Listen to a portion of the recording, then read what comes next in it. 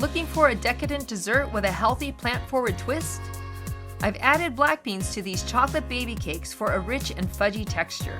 I'm topping my cakes with Mocha Aquafaba frosting that I've made from the liquid of canned black beans. Let me show you how to make it. Let's start by preparing our cake batter. Melt chocolate and coconut oil together in a bowl over a hot water bath. Set this aside. Strain the canned beans and save the canned bean liquid or aquafaba. That's what we'll use later to make our Mocha black bean aquafaba frosting. In a blender, puree black beans, eggs, sugar, banana, vanilla, espresso powder, and salt. Turn the blender to low and slowly add the baking powder, baking soda, then cocoa powder, blending until completely smooth. Add the melted chocolate and coconut oil. Scoop the batter into a prepared cupcake pan and bake for 12 to 15 minutes until just set. Cool and remove from the pan.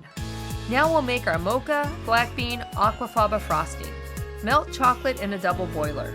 Place the liquid from the canned beans in a stand mixer with a whisk. Turn the mixer to high and whip the liquid until foamy. Stir in the cream of tartar, espresso powder, and vanilla. Turn the mixer up to high and whip until fluffy. Add the powdered sugar and whip until incorporated. Turn the mixer to medium and slowly pour in the warm chocolate. Turn the mixer to high and whip until light and fluffy.